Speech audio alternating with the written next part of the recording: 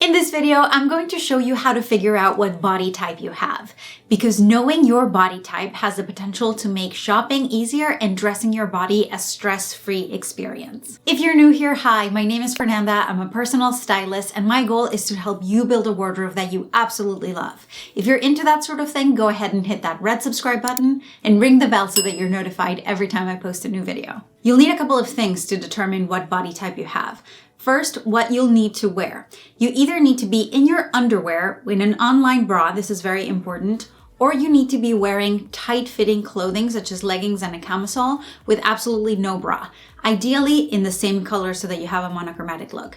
Alternatively, you could be completely naked, but I leave that up to you. Next, you'll need a camera. Your phone is perfectly fine, and you'll need either somebody to take a photo of you or a tripod to put your phone on. You'll also need a tape measure, paper, and pen. Let's start with what I have found to be the easiest way to determine your body shape. And this is personally the one that I use when I style clients virtually. First things first, you want to make sure that you pull your hair up so that you can see your neck and shoulders. And then having the camera at shoulder level, face away from the camera.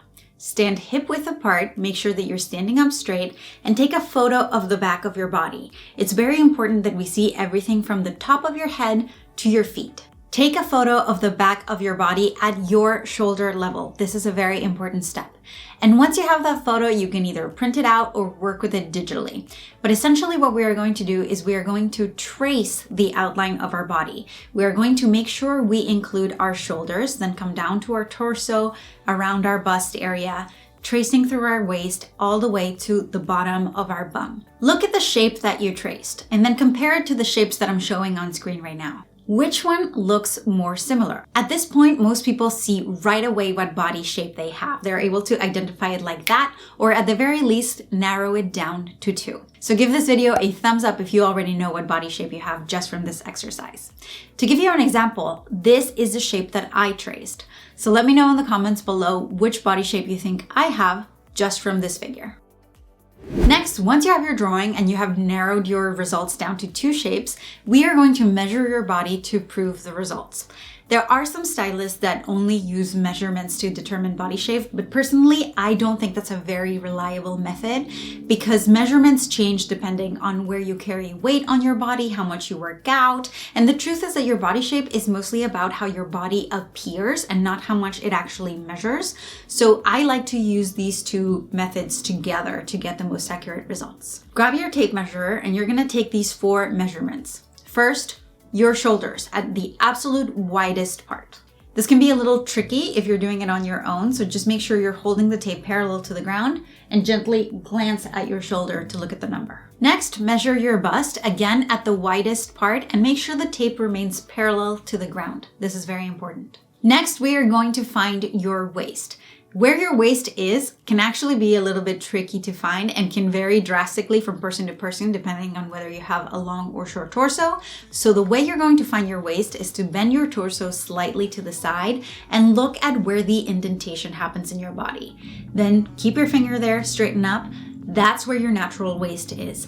That is where you're going to measure this part of your body. And finally, we are going to measure the widest part of your hip. Keep in mind that the widest part of your hip is not always where the hip bones are. For me, and for most women, actually, it's around the crotch area. So look at yourself in the mirror. It can be very helpful if you do that, and keep the tape parallel to the widest part. If you have hip dips, because I get this question all the time, usually the hip dips are a little bit higher than the widest part of your body. So just look at the overall silhouette, pick the widest point, and measure that. Make sure you're writing down your measurements as you're taking them. This will make things so much easier in the future. Before I give you the standard definitions of each of the body shapes, I do want you to keep something in mind. Unlike clothing, our bodies are not mass-produced, so it's very unlikely that most people are going to fit exactly in the description of each of these body shapes. At the end of the day, the whole point is to find the one that is closest to your own measurements. Remember, we're going for approximately right, not precisely wrong. And as far as what we call the shapes, which one's the ideal one, all of these kinds of things, frankly, I do not care. I don't think that there's an ideal body shape. And in fact, the ideal body shape changes from decade to decade, depending on what the culture is into at any given point, and all shapes have their strengths and their weaknesses. The whole point of dressing for your shape is to learn to play up those strengths as opposed to hiding the weaknesses, which I just think is totally backwards. So what you call them, which one you like best, none of that stuff really matters. The whole point is that you learn to determine what the strengths of your body shape are so that you can make the most of them. If the shape that you traced is closest to this one, then you likely have an oval shape. And you can confirm this if the measurements of your shoulders, bust, and hip are smallest than the measurement of your waist. And it also probably means that you have phenomenal legs. If the shape that you traced is closest to this one and your measurements of your shoulder, bust, waist, and hip are pretty much the same, you're likely a rectangle shape. If the shape that you traced is closer to this one, you are likely an inverted triangle shape. And the way you can confirm this is if your shoulder measurement is the largest one of all of them, or if your bust measurement is 4 or more inches than your hips.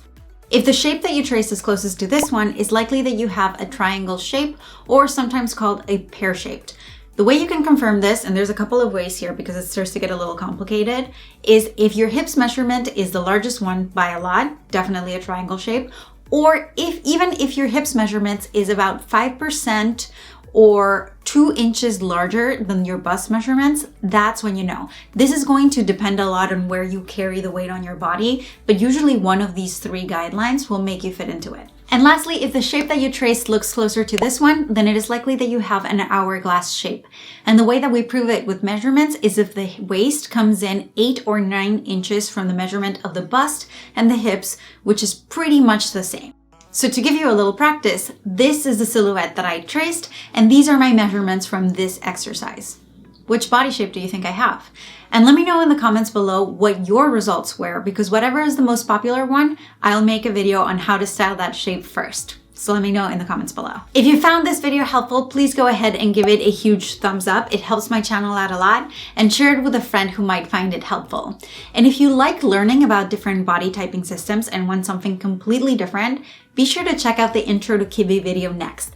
This is really for beginners, and it gives you all of the things that you need to take into consideration before deciding if you want to find your image ID. And I'll see you over there.